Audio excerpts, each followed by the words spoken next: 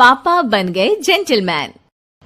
शर्मा जी को कई लोग कंजूस समझते हैं, हालांकि वो हमेशा ही सेविंग्स की बात करते रहते हैं, पर कंजूस तो वो बिल्कुल भी नहीं है। उनकी सैलरी पूरी वो अपने परिवार पर खर्च कर देते हैं और जो कुछ बचता है उसे बैंक में जमा कराते हैं। उनके घर वाले और दोस्तों के बार बार बोलने के बावजूद भी वो खुद के लिए कुछ नहीं खरीदते। धीरे धीरे सबने बोलना ही छोड़ दिया। सिर्फ उनकी बेटी श्रेया अभी भी उन्हें इस चीज पर टोकती है। अच्छा सुनिए, आज आप ना बाहर जाएंगे ना तो मेरे लिए एक नई कढ़ाई ले आएगा, ये वाली जल के काली हो गई है। ऑफिस से लौटते वक्त ले आऊंगा, ठीक है? और खुद के लिए भी थोड़े नए कपड़े ले लो पापा। कब तक वही 6 जोड़ी कपड़े और ये पुरानी अटैची लेकर घूमोगे? पार्टी शादियों में पहनने के लिए भी आपके पास कुछ नहीं है पापा। अरे पैसे क्यों फालतू में खर्च करने हैं, ये कपड़े ठीक तो है, और पार्टीज और शादियों में वो मुझे बुलाते हैं, ना कि कपड़ों को।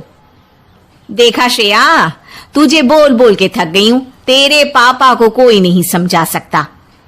श्रेया, तुम्हें कुछ चाहिए तो बताओ, ले आएंगे, ठीक है? मुझे फिलहाल किसी चीज की जरूरत नहीं है। श्रेया की बहुत कोशिश करने के बावजूद भी शर्मा जी को वो समझा नहीं पाती, पर वो हार मानने वालों में से नहीं है। उसको समझ में नहीं आता कि क्या किया जा सकता है और वो इस बारे में अपने दोस्तों से बात करती है। यार, मुझे समझ में नहीं आ रहा कि क्या करूं कि पापा थोड़ा खर्च खुद पर भी तो कर ले। अरे ये तो अजीब है, एक आदमी इतनी मेहनत करके पैसे कमाता है पर खर्च नहीं करता। तूने अंकल से जिद करके देखा क्या? हाँ यार, सब करके देख लिया। मैं उनसे अगर गाड़ी भी मांग लूं ना तो मेहनत करके वो भी मुझे ला देंगे। पर परसों मैंने उनके लिए 80 रुपए की आइसक्रीम मंगवाई थी तो उनके गले से वो भी नहीं उतरी। अरे सुनना, मेरे पास एक आइडिया है, पर उसके लिए थोड़ी मेहनत और थोड़ी एक्टिंग करनी पड़ेगी। तू रेडी है क्या ये सब करने के लिए? हाँ हाँ ठीक है, तेरा आइडिया भी ट्राई करके देखते हैं ना। श्रेया और उसके दोस्त एक प्लान बनाते हैं। प्लान की तैयारी भी कर ली जाती है। अब बस बारी है श्रेया की। प्लान को पूरा उसे ही तो करना था। अगली सुबह जब शर्मा जी बाथरूम में नहा रहे होते हैं, ऑफिस जाने से पहले शर्मा जी के बॉस का फोन आता है, जो कि श्रेया उठाती है। शर्मा जी के बाथरूम से निकलते ही श्रेया उन्हें बताती है, पापा आपके बॉस का फोन आया था, वो आपको किसी मीटिंग के लिए राज होटल में बुला रहे हैं। क्या? राज होटल? वो तो बहुत महंगा है। हाँ, और उधर का एक ड्रेस कोड है, आप कुछ भी पहनकर उस होटल में नहीं जा सकते पापा। अच्छा? हाँ, चलिए मैं आपको लेकर चलती हूँ कपड़े लेने। श्रेया शर्मा जी को शहर के एक जाने माने टेलर के पास ले जाती है, जहां वो उन्हें समझाती है कि राज होटल में जाने के लिए उन्हें सूट, कोट, जूते, बेल्ट सब चाहिए। वहां वो अपनी चप्पल पहनकर नहीं जा पाएंगे। शर्मा जी थोड़े डरे डरे से कपड़े सिलेक्ट करते हैं और फाइनली जब सिलेक्ट हो जाता है तब शर्मा जी को उनकी बॉस का फिर से कॉल आ जाता है। अब जी सर, मैं बस आज की मीटिंग के लिए कपड़े ही खरीदने आया था सर। जी सर, वही मीटिंग जिसके बारे में आपने बोला था होटल राज में। क्या आपने कोई कॉल नहीं किया ऐसा? ठीक है सर, मैं यहाँ से जल्दी से निकलकर ऑफिस पहुंचता हूँ सर। जी जी जी ठीक है सर। श्रेया का झूठ पकड़ा गया था और उसका प्लान फेल हो गया था। शर्मा जी ने लगभग सारे नए कपड़े खरीद ही लिए थे, पर वो पैसे देने से खुद को रोक लेते हैं उनके बॉस के फोन के बाद, और वो श्रेया की तरफ पलटते हैं। हाश, इतने सारे पैसे बच गए। आज तुम्हारे झूठ की वजह से इतना बड़ा खर्चा हो जाता मेरा। वो तो अच्छा हुआ कि बॉस का फोन आ गया और मैं बच गया। पर पापा, आप कितने हैंडसम लग रहे हो, एकदम जेंटलमैन। श्रेया की बात सुनकर शर्मा जी आईने की तरफ पलटते हैं। खुद को सूट कोट में देखकर वो भी हल्का सा मुस्कुराते हैं और कैशियर को जाकर पैसे दे देते हैं। ठीक है, तुम कहती हो तो इस बार ले लेता हूँ, पर सिर्फ तुम्हारे कहने पर, और सिर्फ इस बार। अगली बार आप खुद ही के कहने पर खरीद लेना, तो मुझे इतनी मेहनत नहीं करनी पड़ेगी पापा। बहू का फैसला। महक की शादी रोहन से होती है। रोहन माँ बाप का इकलौता बेटा होता है, लेकिन फिर किसी कारण से रोहन की मौत हो जाती है। बेटा महक, तेरे आगे इतनी बड़ी जिंदगी है, फिर बच्चों की भी जिम्मेदारी। तू कोई काम कर ले। मैं तो कहती हूँ रोहन के ऑफिस में ही बात कर ले, शायद तेरे लिए कोई काम निकल आए। हाँ माँ जी, मैं भी यही सोच रही थी, लेकिन कैसे बात करूं, किससे बात करूं, कुछ समझ में नहीं आ रहा। अब वो क्या नाम था रोहन का जो दोस्त हुआ करता था, पहले तो बड़ा आता था हमारे घर। राकेश की बात कर रहे हैं? पर वो तो रोहन के बाद से कभी आया ही नहीं, पता नहीं कहाँ है वो। आया था, एक नहीं कई बार आया था, लेकिन मैंने बाहर से ही भेज दिया।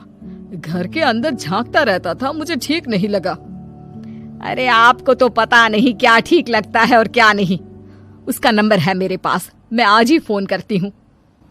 सास राकेश को फोन लगाती है और शाम को घर आने का न्योता दे देती है।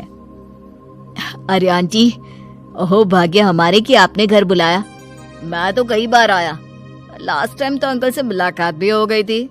हाँ, वो हम लोगों को निकलना था ना कहीं उस वक्त। अरे छोड़ो ना बेटा, बोलो क्या लोगे? आपकी बहू। क्या बकवास कर रहे हो राकेश? अरे मेरा मतलब ये है कि आपकी बहू कहाँ है? भाभी जी के हाथ की चाय की बस एक प्याली मिल जाती तो। महक चाय लेकर आती है, लेकिन वो जैसे ही राकेश की ओर देखती है उसे राकेश पसंद नहीं आता। वो अंदर जाने को होती है कि अरे भाभी जी कहाँ जा रही है, बैठिए तो सबके साथ। जी नहीं, बच्चों को खाना खिला रही हूँ, आप माँ जी से बात करें ना। अंदर जाने के बाद सास कहती है, अरे बेटा राकेश, वो क्या है ना, वैसे तो तेरे अंकल जी की पेंशन आती है, साथ ही ऊपर 2 मंजिल मकान से किराया भी, तो हम लोगों का तो अच्छा चल जाता है। लेकिन महक, उनकी चिंता आप न करें आंटी, आदेश दें बस आप तो। देखो भाग्यवान, रहने दो, कोई बात नहीं, मैनेज हो जाएगा। अरे क्या मैनेज हो जाएगा अंकल, हमें भी बता दें। आप चुप रहिए जी। अब वो क्या है ना राकेश, तुझे तो पता है कि रोहन के 2 बच्चे हैं, उनकी पढ़ाई लिखाई का खर्चा बहुत है। हम ये चाह रहे थे कि रोहन के ऑफिस में महक को भी अगर कोई काम मिल जाता तो। क्यों नहीं आंटी जी, मैं हूं ना, मैं बात कर लेता हूँ। वैसे तो आप हाँ ही समझिए। महक भाभी को बोल देना कि कल तैयार रहें मेरे साथ ऑफिस चलने के लिए। मैं मालिकों से मिलवा दूंगा उन्हें। महक अंदर से सब सुन रही थी। अच्छा आंटी जी, तो चलता हूँ, कल आ जाऊंगा। अच्छा भाभी जी, तैयार रहिएगा कल। राकेश तो चला जाता है, लेकिन ससुर सास पर बरस पड़ते हैं। मुझे ये आदमी एक पैसे का पसंद नहीं है। तुम इसे बोल दो कि हमें कहीं नहीं करवानी बहू से कोई नौकरी। अरे क्यों नहीं करवानी, सारा पैसा मैं इसके बच्चे और इसी पर उड़ा दूंगी, तो मेरी बेटी को क्या दूंगी? जरूरत क्या है तुम्हारी बेटी को तुम्हारे पैसे की? अरे वो तो पहले ही बड़े पैसे वाले घर की बहू है। अपनी बहू की सोचो जो अब तुम्हारी बेटी जैसी है। बच्चे रोहन की आखिरी निशानी है। अरे अपना भाषण अपने पास रखो, सारा दिन घर पर बैठी रोटियां तोड़ेगी, तो काम करे ना कुछ बाहर जाकर। बहू सब सुन रही होती है। वो अगली सुबह बिना मन के तैयार तो हो जाती है, लेकिन जैसे ही राकेश आता है, क्या बात है भाभी जी, रेडी हैं? तो फिर चले डेट पर, मतलब इंटरव्यू पर। महक सामने आती है कि सामने ससुर जी खड़े होते हैं।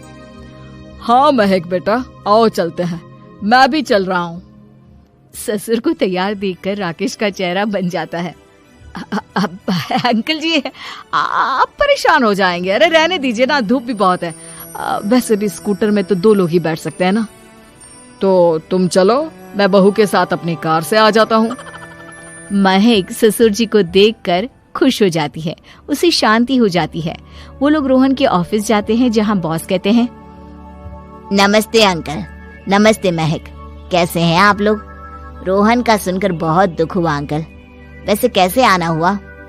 बेटा, क्या हमारी बहू के लिए तुम्हारी ऑफिस में कोई काम मिल सकता है? हमने राकेश से इसी सिलसिले में तुमसे बात करने को कहा था, उसी के कहने पर हम दोनों तुमसे मिलने आए हैं। राकेश ने तो कोई बात नहीं की, ऊपर से उसने तो आज की छुट्टी ले रखी है, ऑफिस भी नहीं आया, बोल रहा था जरूरी काम से जाना है। महक और ससुर एक दूसरे को देखने लगते हैं। वैसे महक, क्या किया है आपने? आई मीन इंग्लिश कैसी है आपकी? महक बॉस से अपनी पढ़ाई लिखाई और क्वालिफिकेशन के बारे में सब कुछ बताती है। ग्रेट, आपके लिए काम तो है लेकिन ऑफिस में नहीं। सर, मेरे बच्चे छोटे हैं, मैं फील्ड में काम नहीं कर सकती हूँ। मतलब वो काम घर से करना है, घर से रहकर बच्चे भी देखें और घर भी देखें, लेकिन हाँ काम जरूर से करें।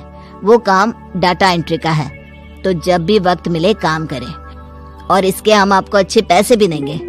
महक बॉस की बात सुनकर खुश हो जाती है, उन्हें थैंक्स बोलकर घर आ जाती है। किसके साथ भेज रही थी तुम महक को? अरे वो कमीना, उसने तो ऑफिस से छुट्टी ले रखी थी, बात भी नहीं की थी उसने बॉस से बहू के काम के लिए। वो तो अच्छा हुआ कि मैं साथ में चला गया। हाँ ठीक है, नौकरी मिल गई ना, इतना ही काफी है। समय बीतता है और एक दिन फिर दरवाजे पर दस्तक होती है। घर पर कोई नहीं था। महक दरवाजा खोलती है, देखती है तो सामने है राकेश। नमस्ते भाभी जी। नमस्ते, घर पर कोई नहीं है, आप कल आइएगा। अरे कैसी बात कर रही हैं भाभी जी, हम तो आपकी मदद के लिए आए हैं। वो क्या है ना, अंकल जी का फोन आया था कि आपको किसी मदद की जरूरत है। महक को आश्चर्य होता है कि उसके ससुर ने राकेश को फोन क्यों किया। वो ससुर जी को फोन करती है लेकिन फोन नहीं लगता। नहीं, हम लोगों को किसी भी चीज की जरूरत नहीं है, आप जा सकते हैं। अच्छा, एक कप चाय तो पिला दीजिए। महक चाय लेकर आती है। चाय पीने के बाद, रोहन मेरा बहुत अच्छा दोस्त था, उसने मुझसे कहा था कि वो रहे ना रहे उसके घर वालों का, खास करके आपका ख्याल मुझे ही रखना है, तो मैं कल फिर आऊंगा भाभी जी। नहीं, माता पिताजी है नहीं, वो 4-5 दिन बाद आएंगे। आप उन लोगों के आने के बाद ही आइएगा, मुझे ये सब ठीक नहीं लगता। अरे छोड़िए ना भाभी जी, लोगों का तो काम है कहना। मेरा मतलब है वो तो बोलते ही रहेंगे। आता हूँ मैं कल। महक को अब गुस्सा आ जाता है। हमेशा शांत और मधुर बोलने वाली महक पहली बार जिंदगी में फैसला लेती है, और फैसला होता है राकेश को सबक सिखाने का। बड़े बेशर्म हैं आप, किसने कहा आपको कि आप आए? अरे भैया, साफ साफ बोला ना कि नहीं जरूरत है किसी की मदद की, मैं अकेले सक्षम हूँ अपना घर संभालने के लिए। आज आखिरी बार बोल रही हूँ, इस घर की तरफ आंख उठाकर भी देखा ना तो देख लेना, वरना पुलिस के हवाले कर दूंगी। निकलो यहाँ से, या धक्के मार कर निकालूं। पुलिस का नाम सुनते ही राकेश वहाँ से 9-2-11 हो जाता है, और महक को अपने फैसले पर गर्व होता है। शहर आई देहाती बहू। हाल ही में रोहन की शादी निर्मला नाम की लड़की से हुई थी। निर्मला गांव की लड़की थी। रोहन के पिता और निर्मला के पिता दोनों बचपन के दोस्त थे।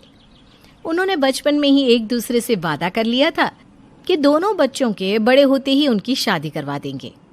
इसलिए वादे के अनुसार रोहन के पिता निर्मला को अपनी बहू बनाकर घर ले आते हैं। निर्मला अपने साथ अपनी गाय भी लेकर आ जाती है और उसे घर के आंगन में बांध देती है। अरे ये क्या माँ, भाभी तो गाय भी लेकर आई है हमारे घर में। अभी घर में गाय बंधी देखकर आस पड़ोस के लोग तो हमारा मजाक उड़ाएंगे ना। हाँ बेटा, तू ठीक कहती है, लेकिन क्या करूं मैं, तू तो जानती है तेरे पिता किसी की नहीं सुनते। अरे ये क्या निर्मला, तुम अपने साथ गाय क्यों लेकर आई हो? आपके शहर में पैकेट वाला मिलावटी दूध मिलता है ना, लेकिन मुझे तो रोज ताजा दूध पीने की आदत है। गाय लाकर मैंने ना बहुत अच्छा किया है। अब हम सब रोज ना गाय का ताजा ताजा दूध पियेंगे। अरे ये सब तो ठीक है, लेकिन तुम ध्यान रखना कि तुम्हारी गाय की वजह से आस पड़ोस के लोगों को कोई तकलीफ ना हो। हाँ, मैं सब देख लूंगी, आप चिंता ना करें। कुछ दिन बीत जाते हैं। फिर एक दिन, चल बहू, आज हमें बाजार से सब्जी खरीदने जाना है। उसके बाद सुनीता निर्मला को बाजार में ले जाती है। सब्जी के महंगे दाम देखकर निर्मला के तो होश उड़ जाते हैं। ये क्या माँ जी, 1000 रुपए की सब्जी, ये तो बहुत ही ज्यादा है। अब क्या करे बहू, शहर का तो यही हाल है। ना, मैं इस तरह पैसों की बर्बादी बर्दाश्त नहीं कर सकती। अब से ना हम इस बाजार से सब्जी नहीं खरीदेंगे। हाँ। फिर अगले दिन निर्मला घर के आंगन की मिट्टी खोद कर वहां तरह तरह की सब्जियां लगा देती है। अरे काव्या, तेरी भाभी तो बहुत अजीब है। उसने तेरे पूरे आंगन को खेत बना कर रख दिया। मेरी समझ में नहीं आता तुम लोग इस लड़की को कहाँ से पकड़ कर लाए हो। अरे सब मेरे पिताजी का किया धरा है। सालों पहले अपने दोस्त से किए वादे के चलते उन्होंने उस गवार को हमारे गले बांध दिया। अरे तेरी भाभी सच में एक नंबर की गंवार है। उसे तो ढंग के कपड़े पहनने तक नहीं आते, ऊपर से उसने तेरे घर को गांव का तबेला बनाकर रख दिया है। उन औरतों की बातें सुनकर काव्या को बहुत बुरा लगता है। फिर वो अपने भाई रोहन से इस बात की शिकायत करने लगती है। रोहन निर्मला को समझाने की बहुत कोशिश करता है, लेकिन निर्मला के आगे उसकी एक नहीं चलती। फिर एक दिन रोहन निर्मला को एक शादी में ले जाता है। सभी मेहमान खाना खाने में व्यस्त थे। उधर रोहन भी अपने दोस्तों से गप्पे लड़ाने लगता है। तभी निर्मला तंदूरी चिकन के स्टॉल से ढेर सारे लेग पीस उठाकर अपने पर्स में डालना शुरू कर देती है। घर जाने के बाद इसे फ्रिज में रख दूंगी और कल सुबह मजे से खाऊंगी। फिर खाना खाने के बाद दोनों पति पत्नी वहां से जाने लगते हैं, लेकिन तभी दुल्हन का भाई उन्हें रोक लेता है। अरे ये सब क्या है? मैंने यहाँ खाना खाने के लिए सबको बुलाया था, खाना चोरी करने के लिए नहीं। तुमने पर्स में जो चिकन के लेग पीस छुपा रखे ना, चलो बाहर निकालो उन्हें। दुल्हन का भाई फौरन निर्मला से पर्स छीनकर सारे लेग पीस बाहर निकाल लेता है। मैंने इतना खर्चा करके खाने पीने का इंतजाम किया है और तुम हो कि यहाँ से खाना चोरी करके ले जा रही हो। शर्म आनी चाहिए तुम्हें। वहां मौजूद सभी लोग निर्मला को भला बुरा कहने लगते हैं। अपनी बेइज्जती होते देख रोहन दुल्हन के भाई से माफी मांगकर निर्मला को घर ले आता है। निर्मला, आज तुमने सबके सामने मेरी नाक कटवा दी। आखिर तुम्हें चिकन के पीस चुराने की जरूरत क्या थी? मुझे माफ कर दीजिए रोहन जी। दरअसल ना, हमारे गांव में जब भी शादी होती थी तब मैं और मेरी सहेलियां इसी तरह शादी से ढेर सारा खाना लेकर आते थे। मुझे नहीं पता था कि मेरी इस गलती से आपकी इतनी बेइज्जती हो जाएगी। मुझे माफ कर दीजिए। आज के बाद ऐसी गलती कभी ना करेंगे। इतना कहकर निर्मला रोने लगती है।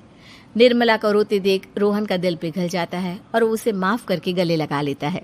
इस तरह कुछ दिन बीत जाते हैं। फिर एक दिन रोहन उदास होकर घर लौटता है। रोहन के कपड़े बुरी तरह फटे हुए थे। अरे बेटा, ये सब क्या है?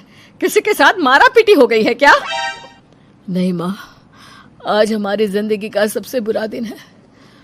म्युनिसिपालिटी वालों ने हमारी दुकान तोड़ दी। आज से हमारी आमदनी पूरी तरह बंद हो गई।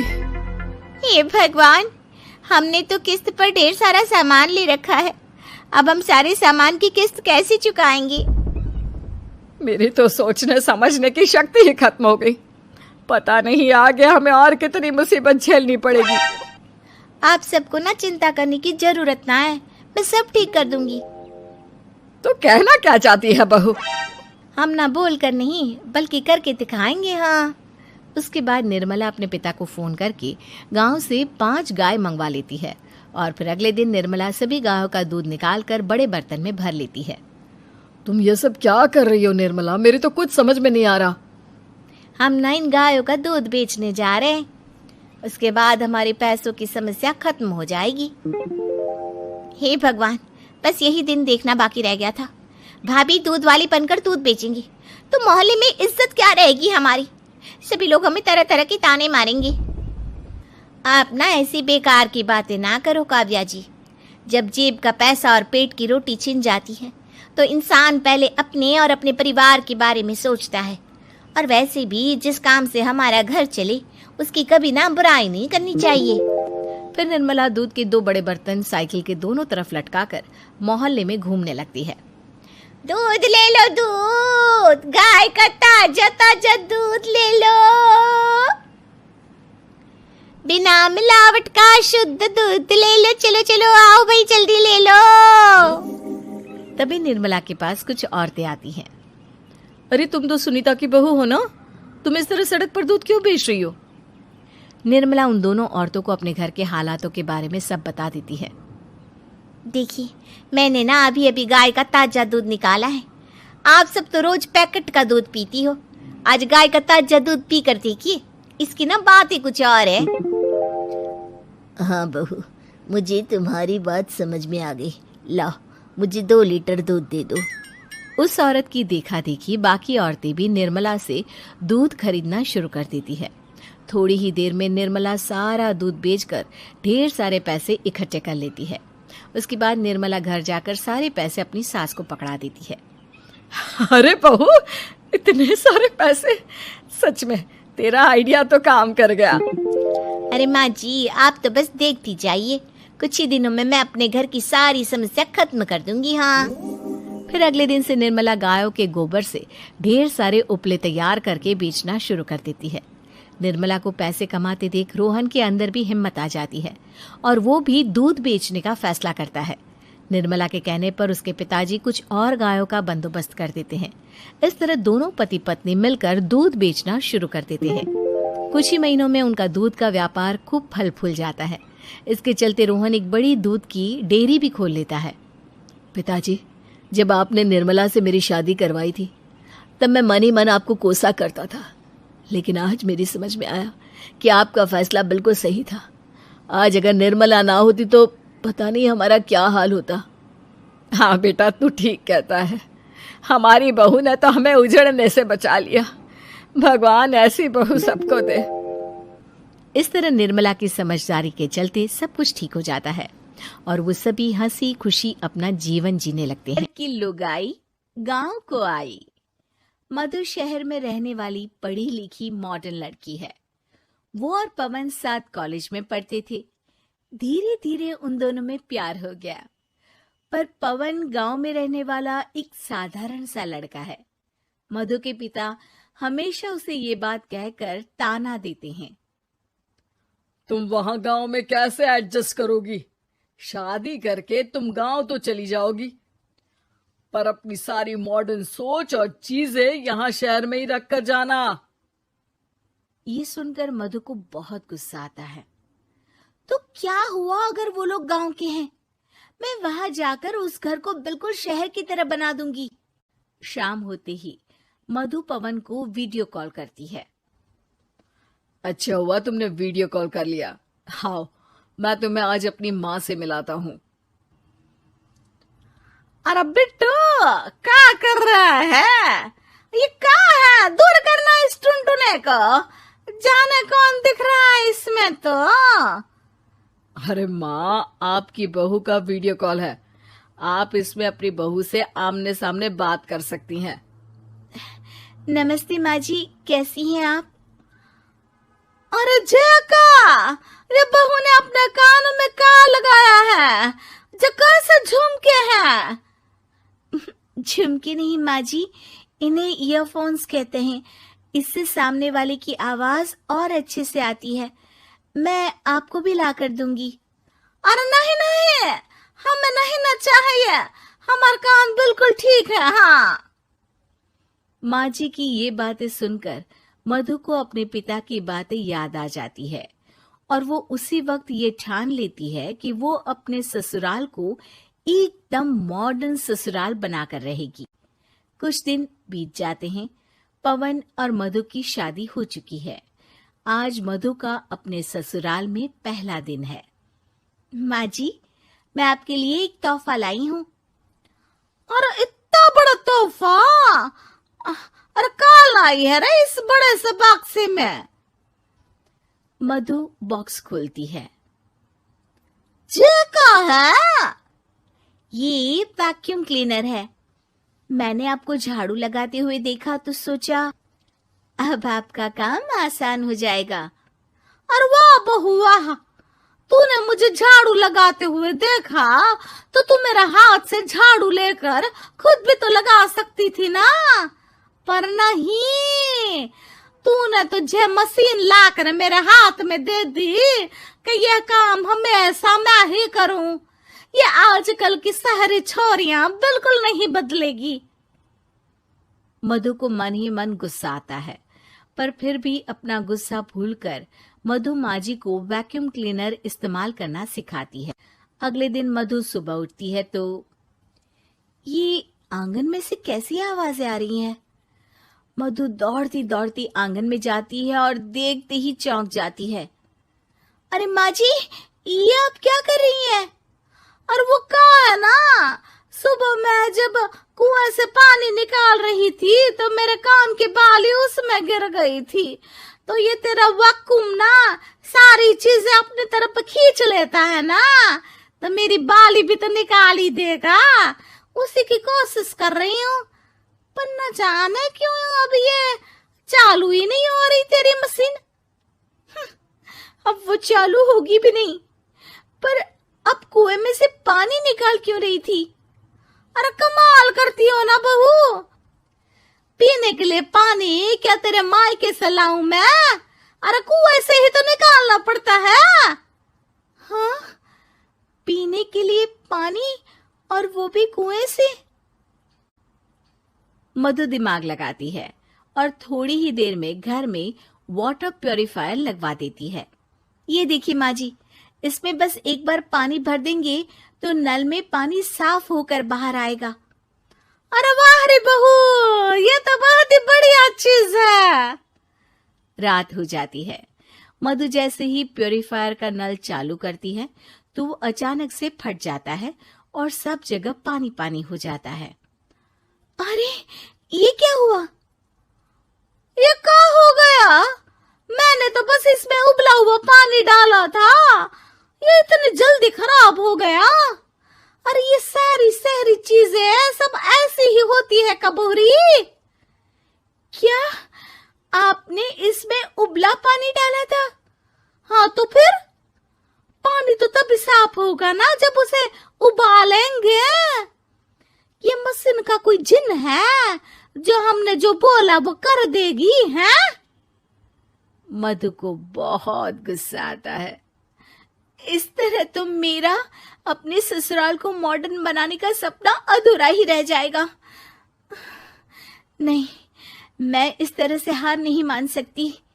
थोड़े ही दिन में मधु पूरे किचन को मॉड्यूलर किचन में बदल देती है।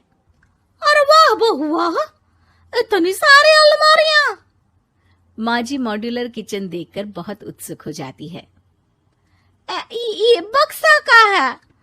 बहू ने शायद गलती से इसे यहाँ रसोई में रख दिया है, पर है तो ये बहुत ही बढ़िया।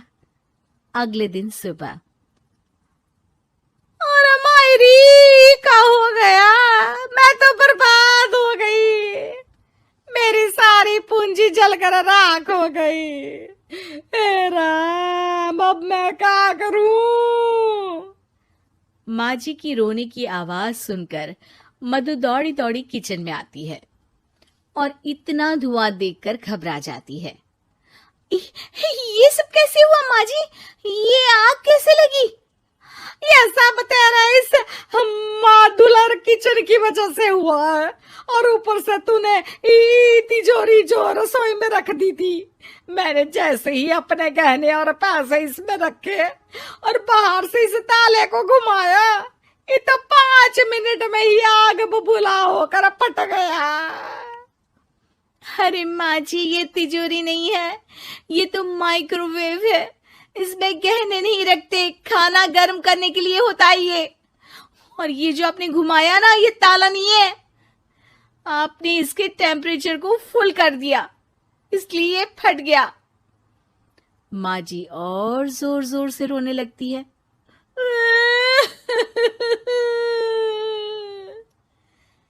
मधु सर पीट लेती है और कसम खाती है कि अब ससुराल को मॉडर्न बनाने की कोई कोशिश नहीं करेगी। मुझे माफ कर दीजिए माँ जी, आप जैसी हैं वैसी ही ठीक है। मधु को अपने पिता की कही बात याद आ जाती है और मधु वापस घर और किचन को पहले जैसा ही कर देती है।